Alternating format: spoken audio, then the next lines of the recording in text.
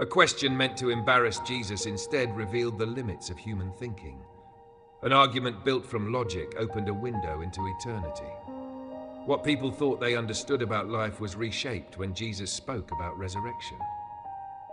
In Mark 12, verse 18 to 27, Jesus is approached by a group known as the Sadducees. Unlike the Pharisees, who believed in angels, spirits, and resurrection, the Sadducees rejected the idea of an afterlife. They believed that death was final, that this life was all there is, and that God's blessings were only for the present world. They were wealthy, influential, and often tied closely to political power. Their beliefs made them comfortable in the world as it was. They had little need for a world to come. But Jesus had been proclaiming a kingdom beyond this age, a kingdom where death would not have the last word. And the Sadducees wanted to challenge him publicly, to make him appear foolish, to expose him in front of the crowds. So they ask him a question, not a sincere question, a hypothetical one. A question formed to mock the idea of resurrection rather than to seek truth. They say, "Teacher, Moses wrote for us that if a man dies and leaves no children, his brother must marry the widow and raise offspring for him." This was based on a real command in the law, meant to protect women and family lineage in ancient Israel. But then they expand the scenario to absurdity. They describe a woman who marries 7 brothers, one after another, each dying before having children. Then they ask Jesus, at the resurrection, whose wife will she be, since all 7 were married to her? Their tone carries the message. Resurrection makes no sense. The afterlife is ridiculous. The crowd likely went silent, waiting to see how Jesus would respond.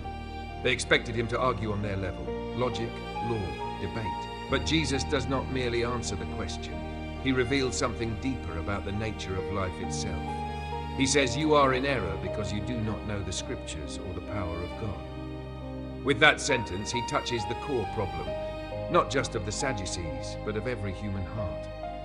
We often imagine God as limited by what we can understand. We assume that the world to come is just a slightly improved version of this world. We try to fit eternity inside the boundaries of time. But Jesus continues, "When the dead rise, they will neither marry nor be given in marriage. They will be like the angels in heaven." Jesus is not saying relationships disappear in the resurrection. He is saying that the nature of relationship changes. Marriage is a gift for this life, a gift of companionship, of reflection, of love, of mutual support. But marriage points to something far greater, union with God. In the resurrection, the deepest longing of the human heart, to be fully known and fully loved, will be fulfilled perfectly in God Himself.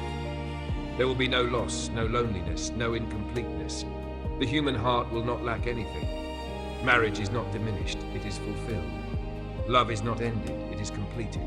Connections are not broken, they are perfected. The Sadducees' error was assuming that the life to come is merely an extension of this one. But Jesus reveals that the resurrection brings transformation, not just continuation. We will still be ourselves, we will still have identity, we will still remember love. But our lives will no longer be defined by loss, longing, or limitation. We will be alive in a wholeness we can barely imagine. But Jesus does not stop with describing the resurrection. He proves that resurrection is the reality of God's promise. He says, "Have you not read in the book of Moses, in the passage about the burning bush, how God said to Moses, 'I am the God of Abraham, the God of Isaac, and the God of Jacob'?" Then he concludes, "He is not the God of the dead, but of the living. You are badly mistaken." This is important. Jesus is revealing not just the fact of resurrection, but the nature of God. God does not form relationships that end in death. God does not give promises that fade away at the grave. God does not call people into covenant only to abandon them in the end. If God calls himself the God of Abraham, Isaac, and Jacob long after they died, then they are still alive. Not here, but alive in him. Alive in his presence. Alive in his promise. Death is not an ending. It is a doorway. Jesus is teaching something profound. We do not believe in resurrection because of human logic. We believe in resurrection because of the character of God. If God is faithful, resurrection must be real. If God is love, resurrection must be real. If God is eternal and we are made in his image, resurrection must be real. The Sadducees could not see the resurrection because their hearts were bound to this world. They had shaped their faith to fit their comfort. They studied scripture but did not believe in its power. They had religion without expectation, law without hope, tradition without transformation. This passage challenges us to examine our own hearts. Do we limit God to what we can understand? Do we reduce faith to what feels manageable? Do we believe in eternity in theory, but live as if this life is all there is?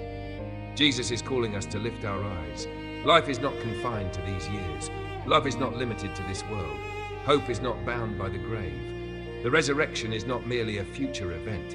It is a reality that shapes how we live now. If resurrection is real, then suffering is not the final word. If resurrection is real, then grief is not permanent. If resurrection is real, then death does not get the last sentence of our story. It means we can endure loss with hope. We can let go of fear with courage. We can live generously because nothing good will be wasted. So what do we do with this truth? First, we live with eternal perspective. We see beyond the moment. We recognize that the deepest purposes of our lives extend past the boundaries of time.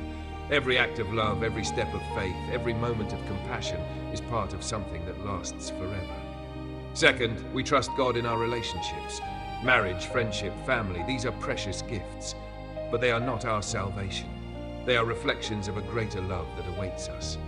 When we lose someone we love, Jesus' teaching tells us they are not gone, they are alive. More alive than we are. Third, we cultivate hope. Hope is not denial of pain. Hope is the confidence that pain is not the final reality. Fourth, we allow God to expand our imagination. The resurrection life will not be smaller than this one. It will be fuller, richer, deeper, more beautiful.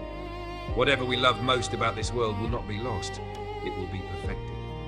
Jesus is not asking us to understand everything about eternity. He is asking us to trust the one who holds eternity. So we end with this.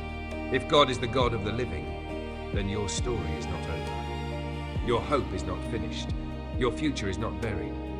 The people you have lost are not lost to him, and neither are you. Live today with the confidence of resurrection. Live now with the peace of eternity. Live believing that the God who began your story will bring it to fullness in a life without end. Thank you for watching this message.